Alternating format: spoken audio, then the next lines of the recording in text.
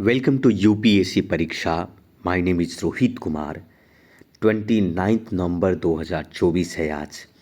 International editions में the Hindu में आज हम कुछ प्रमुख न्यूज़ों की चर्चा करेंगे। सबसे पहले महाराष्ट्र के इलेक्शंस के परिणाम के बाद आप कह सकते हैं कि Maharashtra meets and without decision on CM. अभी आप देखेंगे केयर टेकर महाराष्ट्र का सीएम एकनाथ शिंदे हैं और वो दिल्ली में मिले हैं, तो ये न्यूज़ हमारे लिए उतना महत्वपूर्ण नहीं है। यहाँ पर हम देख सकते हैं कि सेकंड जो न्यूज़ है वो है हेमंत सोरेन। हेमंत सोरेन आपको पता होगा झारखंड के नए मुख्यमंत्री के तौर पर बने हैं, परंतु इससे पहले ये लगाकर 4 बार ये मुख्यमंत्री बन चुके हैं। तो झारखंड सीएम के फोर्थ टर्म का ये मुख्यमंत्री रहेंगे। ये चौथी बार इनकी होगी कार्यकाल। तो झारखंड थर्सडे को इन्होंने वहाँ के गवर्नर के सामने शपथ ग्रहण उन्होंने लिया। तो ये वहाँ के जो गवर्नर हैं जिनका नाम है संतोष कुमार आपका गानगवर रांची के मोराबादी माफी चाहता हूँ, वहाँ पर टॉप लीडर भी आए हुए थे। टॉप लीडर में कांग्रेस के Mallikarjun, leader of oppositions Lok Sabha Rahul Gandhi, West Bengal chief minister Mamata Banerjee, Samajwadi party Akhilesh Yadav, Aam Aadmi party के लीडर अरविंद केजरीवाल और उनके वाइफ, और पंजाब और बाकी के तेजस्वी यादव ये प्रमुख लोग आए थे। वहाँ पर उन्होंने शपथ ग्रहण लिया और इस प्रकार से अब जो झारखंड के मुख्यमंत्री के तौर पर हेमंत सोरेन बन चुके हैं। सीपीआई में stay out. Communist party of India Marxist Lenin was a part of the winning alliance, but वो इस इससे वो बाहर वो नहीं आ पाए। तो एग्ज़ाम में तो नहीं, पर ये जानकारी ज़रूरी है कि भाई किसके लिए है। नेक्स्ट न्यूज़ है, ये बड़ा मोस्ट इम्पॉर्टेंट न्यूज़ तो नहीं है, परंतु फिर भी से जानकारी लेना चाहिए कि अभी जो है पवन ब्रिज कंस्ट्रक्शन रेलवे ऑफिशियल्स के द्वारा बनाया जा रहा है। तो जैसा कि आप सभी को पता होगा कि टॉप रेलवे ऑफिशियल्स ने कहा कि railway board has form a 5 member technical committee कि उसकी जांच पड़ताल करेगी, क्योंकि जैसा कि आप सभी को पता होगा कि पवन आइलैंड और रामेश्वरम के बीच में रेलवे कंस्ट्रक्शन की जा रही है, यानी रेल ब्रिज का निर्माण किया जा रहा है। कहाँ कहाँ से याद रखना, जो पवन रेल ब्रिज जो है कंस्ट्रक्शन है कनेक्टिंग टाउन, जो रामेश्वरम टाउन है उसको मेन लैंड इंडिया से उसको कनेक्ट किया जा रहा है रेलवे के जरिए, ताकि जो है इस रेलवे की सुविधा से, तो इसके लिए एक कमेटी बनाई गई जिसका नाम कमेटी, ये प्रिंसिपल एग्जीक्यूटिव डायरेक्टर और ये सब ब्रिज सभी लोगों ने, तो इस पर एक कमेटी जांच पड़ताल की जा रही है और उसमें चेक किया जा रहा है कि भाई जो डिज़ाइंस हैं वो प्रॉपर है या नहीं, या जिस तरीके से बनाया जा रहा है वो है या नहीं वो चीज़ें। मैं आपको बता दूं इस ब्रिज के बारे में कि बता दूं कि 2.05 किलोमीटर लॉन्ग ये ब्रिज है, 75 metre long vertical lift span लगा हुआ है, और इस तरीके से सीआरसी के द्वारा जो है ये ऑपरेशंस किया जा रहा है कम्प्लीटली। तो पवन आइलैंड्स पर ये रेलवे ट्रैक बिछाया जा रहा है, मेन लैंड से इसको कनेक्ट किया जा रहा है। तो ये भी आपका एक न्यूज़ है आपका। नेक्स्ट न्यूज़ की तरफ चलते हैं, हालांकि मेन न्यूज़ हमारा एडिटोरियल ही है, फिर भी एक दो मोस्ट इम्पॉर्टेंट न्यूज़ है उसे देख लेना ज़रूरी है आपका। उसी प्रकार से नेक्स्ट न्यूज़ की तरफ अगर हम बढ़े तो अगला न्यूज़ है, क्योंकि देखो यूपीएससी के लिए मोस्ट इम्पॉर्टेंट ये है कि क्या पढ़ना और क्या नहीं पढ़ना इम्पॉर्टेंट। द हिंदू न्यूज़पेपर पढ़ने में आपको काफ़ी टाइम लेकिन ज़्यादातर न्यूज़ जो है आपके एग्ज़ाम के पॉइंट ऑफ व्यू से नहीं होता है, तो उसे स्किप करना होता है। तो इट विल बेटर दैट कि भाई आप वही पढ़ें जो आपके एग्ज़ाम के पॉइंट ऑफ व्यू से। अब जैसे ये है, आप देख सकते हैं कि यूनियन गवर्नमेंट ने क्लियर किया है स्कीम टूरिज़्म साइट्स, 23 राज्यों में टूरिज़्म साइट्स को क्लियर किया। अब ये आपके एग्ज़ाम के पॉइंट ऑफ व्यू से हो सकता है कि सेंटर ने अप्रूव्ड किया है इंटरेस्ट फ्री लोन करीब 3,295 crore to a state for development for tourism sites and infra, यानी सेंट्रल गवर्नमेंट ने राज्य सरकार को इंटरेस्ट फ्री लोन देने के लिए कहा कि आप अपने राज्य में टूरिज़्म साइट्स का इंफ्रास्ट्रक्चर आप बनाएं, यानी कि टूरिज़्म के लिए मोस्ट इम्पॉर्टेंट जो चीज़ें हैं जैसे पानी की व्यवस्था, जैसे रोड की व्यवस्था, रहने की व्यवस्था, इन सभी चीज़ों पर। और इस शुरुआत में 40 ऐसे न्यू प्रोजेक्ट आइडेंटिफाई किए गए हैं 23 राज्यों में। यूनियन टूरिज़्म मिनिस्टर जो है गजेंद्र सिंह शेखावत ने कहा है थ्रस्टों की ये बात। अब ये शुरुआत जो है यूनियन टूरिज़्म मिनिस्टर ने कहा कि भैया हम आपको इनकरेज कर रहे हैं, आप लोन फ्री लीजिए, लेने के बाद जो है आप अपने राज्य में इसको स्थापित करें। तो इसमें कुछ प्रमुख डेस्टिनेशन की बात करें जैसे बतेश्वर उत्तर प्रदेश में हुआ, पोंडा गोवा में हुआ, गांडीकोंडा आंध्र प्रदेश में हुआ, पोरबंदर गुजरात में, ये प्रमुखता रूप से ये टूरिज़्म डेस्टिनेशंस के रूप में जाने जाएंगे। ये लोन जो है यूनियन फाइनेंस मिनिस्टर जो है लोन सैंक्शन क्लियर करेगी, लेकिन वो इंटरेस्ट फ्री होगा। राज्य सरकार को उस पर क्या करना होगा कि डेवलप करना होगा। Special assistant state for the capital investment के तहत उनको ये मिलेगा। ठीक है, इंटरेस्ट फ्री लोन है, इसका क्या मतलब है? इंटरेस्ट फ्री लोन का मतलब है इस स्कीम का ये उद्देश्य है कि भैया लॉन्ग टर्म के लिए आपको interest free central government state government को 50 साल के लिए लोन दे रही है। आप वहाँ टूरिज़्म साइट्स बनाएं, उससे पैसे कमाएं और फिर सरकार को आप चुका दें, है ना। तो ये एक तरीके से अच्छी बातें है कि भाई टूरिज़्म के डेवलपमेंट के लिए कुछ तो स्टेट गवर्नमेंट को मदद करे, तो ये अच्छा न्यूज़ है। आपके एग्ज़ाम के पॉइंट ऑफ व्यू से आप देख सकते हैं। नेक्स्ट तो काफ़ी दिनों से चल रहा है, वुशान में इंडिया ने कहा कि it will not be back use to plastic alternative. ये चलता रहेगा चलता रहेगा, तो एक ही न्यूज़ को बार बार पढ़ना ठीक नहीं है आपका। चलिए मेन न्यूज़ हम आते हैं एडिटोरियल पर। एडिटोरियल में भी हमें पढ़ने की ज़रूरत है। थोड़ा सा सेंसस के बारे में पढ़ लेते हैं, और ये सबसे मोस्ट इम्पोर्टेंट यहाँ पर एक मामला है। टेक्स्ट में आ जाते हैं, विकीपीडिया और ANI के बीच के डिफर्मेशंस के बारे में। चलिए इसकी कहानी को हम लोग समझते हैं कि क्या है। दरअसल यह स्टोरी है अर्लियर दिस ईयर, इसी साल की शुरुआत की बात है। एक है इंडियन न्यूज़ एजेंसी जिसका नाम है एशियन न्यूज़ इंटरनेशनल, जिसको ANI कहते हैं। ANI, Asian news international. उसने डिफमेशन सूट किया है विकीपीडिया फाउंडेशंस के अगेंस्ट में एंड 3 विकीपीडिया एडमिनिस्ट्रेटर दिल्ली के हाई कोर्ट में। अब एक सिंगल जज के बेंच ने इस मीडिया के अगेंस्ट जो है, विकीपीडिया नहीं विकीमीडिया जो फाउंडेशन है 20 अगस्त को उसको एडमिनिस्ट्रेशन डिटेल को डिस्क्लोज करने की बात कही गई। अब आप समझिएगा यहाँ पर ध्यान से, विकीपीडिया एडमिनिस्ट्रेटर और विकीमीडिया फाउंडेशन दोनों की कहानी को आप समझेंगे। सबसे पहले आप समझो कि ये विकीपीडिया है क्या। विकीपीडिया एक कम्युनिटी ड्रिवन इंसाइक्लोपीडिया, एक फ्रीली अवेलेबल है इंटरनेट पर। आपको कोई भी जानकारियाँ होती है, कुछ भी होता है, आप विकीपीडिया पर जाते हैं, जाने के बाद वो जानकारी आप अवेलेबल करते हैं। यानी कि एक community driven encyclopedia free available है इंटरनेट पर।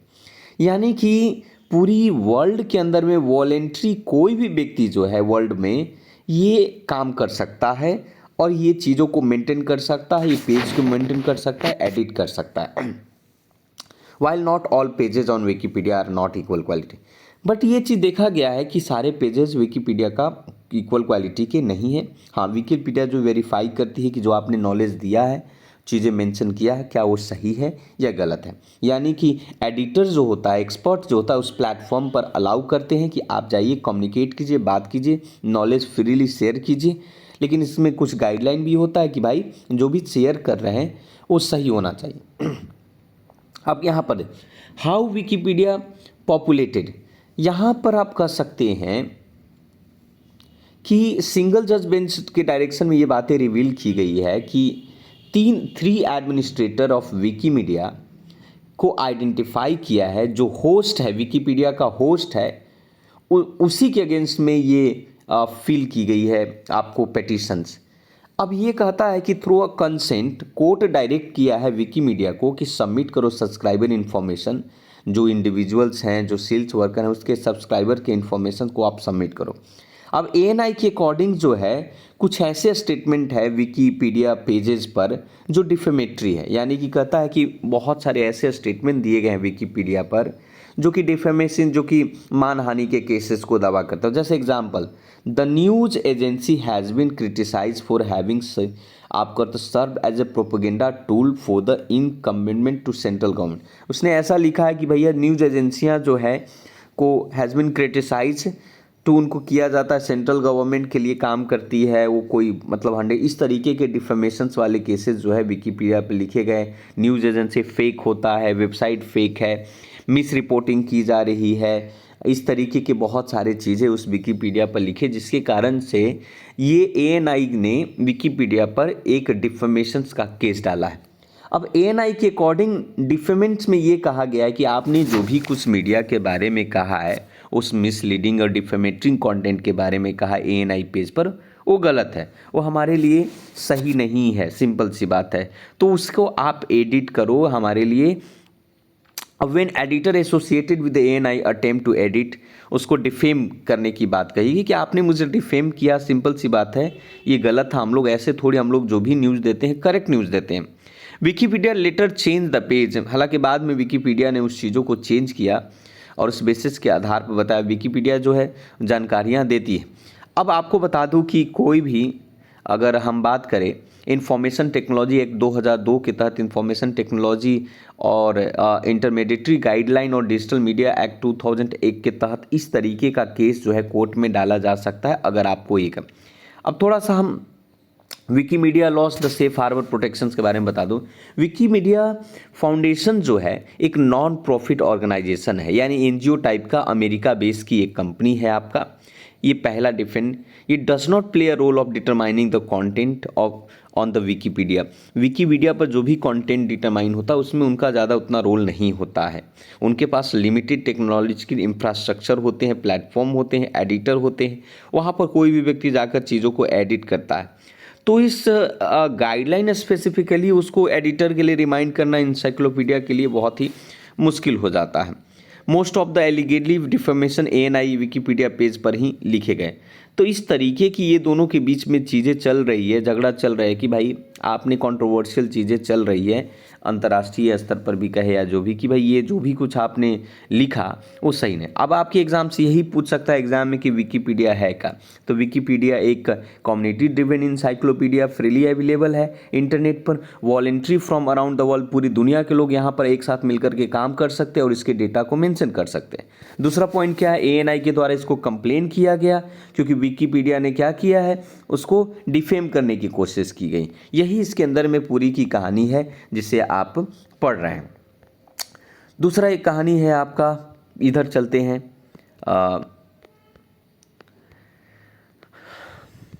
सेंसस से रिलेटेड से चलते हैं। अब आपको बता दूं कि नेक्स्ट जो एडिटोरियल है census 2025 as a comprehensive citizen register के बारे में। जैसा कि आपको पता है कि अभी भी भारत देश के अंदर में जो जनसंख्या 2011 के ही सेंसस के बेस के आधार पर चल रही है, जबकि 2025 में सेंसस होने की बात कही गई। 2025 सेशन इंक्लूड करता है कि आगे आने वाले कल में नेशनल पॉपुलेशन रजिस्ट्री मेंटेन किया जाएगा, जो पहला कदम होगा national register of Indian citizenship के लिए, यानी कि national register for Indian citizenship की स्थापना का पहला कदम 2025 में तब होगा जब नेशनल पॉपुलेशन रजिस्ट्रिंग अपडेट किए जाएंगे, यानी सेंसस होगा, यानी कि जनगणना होगा 2025 में। अभी भी जनगणना 2011 का ही चल रहा है। तो इसके तहत बहुत सारे ऐसे कदम उठाए जाएंगे। मैं आपको बता दूं कि एनआरआईसी का मतलब यहाँ पर मैं आपको बता दूं कि national register of Indian citizens हैं। इस बात को मेंटेन करता है कि जो सिटीजनशिप एक्ट 1955 से जितने भी डेटा है उसमें मेंटेन किए जाएंगे। शुरुआती दौर में 1951 के सेंसस से लेकर एवरी सब कुछ। अब इसकी एक कमेटी बनाई गई थी, Subrahmanyam committee, after month of Kargil war 1919 के बाद, उसके द्वारा भी ये कुछ डेटा को इसमें रिन्यू करने की बात कही गई। यानी फाइनली आपको ये लग रहा है कि भाई 2025 में एक बार जनसंख्या का जनगणना होगा, सेंसस होगा, ठीक है। इस बार मल्टीपर्पस के लिए नेशनल आइडेंटिटी कार्ड बनाया जाएगा, मल्टीपर्पस नेशनल आइडेंटिटी कार्ड, है ना, फ्रेश मैन आइडेंटिटी कार्ड जो होगा, जो भारत में लोग रह रहे हैं ऑफिशियली उनको आइडेंटिफाई किया जाएगा कि वो भारत के हैं, बांग्लादेश के हैं, वो भारत के सिटीजन्स हैं, नॉन सिटीजन्स, दोनों के लिए कार्ड बनाए जाएंगे। ठीक है। अब सवाल यहाँ पर ये आपसे पूछा जाएगा कि भाई एनआरआईसी का मकसद क्या, ऑब्जेक्टिव क्या है। तो एनआरआईसी एक primarily enhance national security maintaining verified citizens registry है, यानी कि एक ऐसी रजिस्टर जहां पर जेन मकसद है कि राष्ट्रीय सुरक्षा के पॉइंट ऑफ व्यू से वेरीफाई करेगा कि ये भारतीय नागरिक है या नहीं। जैसा कि आप सभी को पता होगा कि भारत में माइग्रेशंस का प्रॉब्लम है, बहुत सारे बांग्लादेश के या म्यांमार के रोहिंग्या मुसलमान भारत में आते हैं, पाकिस्तान के भी बहुत सारे, जिसके कारण से भारत की सुरक्षा जो है कहीं ना कहीं खतरे में होती है। तो ऐसी स्थिति में एनआरआईसी जो है कहीं ना कहीं भारतीयों को आइडेंटिफाई करेगा, वास्तविक रूप से ये स्ट्रीमलाइन करने की कोशिश करेगा आइडेंटिटी वेरिफिकेशंस को, ये आइडेंटिटी फ्रॉड को कम करेगा, डुप्लीकेशन को कम करेगा कि कोई डुप्लीकेट डॉक्यूमेंट बना करके, आधार कार्ड बना करके भारत में रह रहा है। साथ साथ में ऐसा कहा जा रहा है कि वेलफेयर प्रोग्राम में भी ये मदद करेगा कि भारतीयों को वेलफेयर प्रोग्राम मिल रहा है कि विदेशियों को मिल रहा है या किसको मिल रहा है, वास्तविक में वेलफेयर प्रोग्राम को प्राप्त करने वाला व्यक्ति कौन है। एनपीआर एक तरीके का ये पहला कदम होगा भारतीय नागरिकों के लिए नॉन भारतीय नागरिकों से, यानी इसका काम मल्टीपल प्रोसेस में है, मल्टीपल फेजेस प्रोसेस में इसके डेमोग्राफी में हो आपका, मतलब कह सकते हैं कि मल्टी फेज प्रोसेस के माध्यम से बहुत सारे ऐसे की कदम होंगे जो एक तरीके की कॉम्प्रिहेंसिव डेटाबेस को क्रिएट करेगा अपनी डेमोग्राफी में आपका। तो कह सकते हो कि ये जो है बहुत सारे ऐसे कदम भारतीय के लिए हो। इसे 2025 में जनगणना होगा। पब्लिक क्लेम कर रही है, इस पर ऑब्जेक्शंस हैं कि कहीं ना कहीं ट्रांसपेरेंसी को भी इनवाइट किया जा रहा है लोगों की, आइए और अपनी ट्रांसपेरेंसी को इंश्योर करो, आपका अपने आप को वेरीफाई करो, अपने आप को प्रूव करो कि तुम भारतीय हो। हालांकि प्रूव करने की ज़रूरत नहीं है, इससे एक्यूरेसी इन्हांस होगी, ऑथेंटिसिटी होगा आपका। डिटेल में इंक्वायरी सिटीजन्स में दिया जाएगा आपका आगे चलकर नेशनल रजिस्टर ऑफ सिटीजन्स के अंदर में, जो कहीं ना कहीं ये अलग करता है नागरिक और नॉन नागरिकों से और गैर नागरिकों और नागरिकों के बीच में अंतर करता है आपका। कहीं ना कहीं ये बताता है कि कौन भारतीय है और कौन भारतीय नहीं है। 2011 के सेंसस में जो डिटेल इंडिविजुअल दिए गए थे, जिसमें नाम, जेंडर, डेट ऑफ बर्थ, आपका marital status, place of birth, nationality, family relationship, residency, socio economic indicator, ये सब हुआ करता था। उसी प्रकार से 2025 के सेंसस में एंटिसिपेट मतलब सेम सिमिलर पैटर्न 2025 के अंदर में भी होगा, लेकिन साथ साथ में biometric data collections however will probably exclude किए गए हैं, क्योंकि इसका इंफॉर्मेशन ऑलरेडी आधार डेटाबेस में है, ऑलरेडी आधार डेटाबेस में। अब क्वेश्चन कभी कभी ये होता है कि आधार बनाम वर्सेस एनआरआईसी। क्वेश्चन प्राय ये रेज होता है कि कनेक्शन इज दैट कि नीड टू बी एक्सरसाइज, कि आधार जब ऑलरेडी एग्जिस्ट है तो इस तरीके की एनआरआईसी करने की क्या ज़रूरत है। तो इसलिए ये ज़रूरत है कि आधार और एनआरआईसी दोनों अलग अलग काम के लिए है। आधार जो है 12 डिजिट का यूनिक आइडेंटिफिकेशन नंबर, जो कि unique identification authority of India के द्वारा जारी किया जाता है, जो भारत में रह रहे नागरिकों के लिए, रेसिडेंट्स ऑफ इंडिया के लिए, रिगार्डलेस ऑफ सिटीजन्स। ये नहीं प्रूव करता आधार कार्ड कि आप सिटीजन्स हैं। उसी प्रकार से इनका प्राइमरी जो है सर्व एज ए ये biometric based identity verification tools है, जो कहीं ना कहीं रेसिडेंट को ये बताता है, जिसको आपको बैंक में सब्सिडीज के दौरान में, डिजिटल आइडेंटिटी के दौरान में इसकी ज़रूरत पड़ती है। जबकि जो एनआरआईसी, आपके एग्जाम में क्वेश्चन बन सकता है सर प्रीलिम्स में, एनआरआईसी इस्टेब्लिश किया गया कॉम्प्रिहेंसिव सिटीजनशिप रजिस्ट्री, यानी कि भारतीयों के नागरिकों का एक रजिस्टर है जहां पर भारतीय नागरिकों के नाम और पता होगा। जबकि आधार कार्ड क्या फोकस करता है, आइडेंटिटी वेरिफिकेशन पर फोकस करता है कि आप भारत में रह रहे हैं, आपका ये सिटीजनशिप के बारे में नहीं, can be held in any residence आपका। और कोई भी एनआरआईसी सिटीजनशिप के लिए है, वो रेसिडेंट के लिए। अब रेसिडेंट में पाकिस्तानी भी हो सकता है, अमेरिकी भी हो सकता है, यूके का भी हो सकता है। एनआरआईसी एक सिटीजनशिप वेरिफिकेशन सिस्टम है आपका, जो मेंटेनिंग प्रूफ है सिटीजनशिप के लिए। आधार कार्ड ब्रॉडली इंक्लूसिव है ऑल रेसिडेंट्स के लिए, चाहे वो were as a NRIC serve as a definite record, ये सिर्फ भारतीयों के लिए, सिटीजन्स के लिए है आपका। तो कहीं ना कहीं ये दोनों अलग अलग है आपका, ठीक है। अब यहाँ पर समझिए ये आपकी असम एक्स के बारे में, एक्सरसाइज और प्राइवेसी कंसर्न के।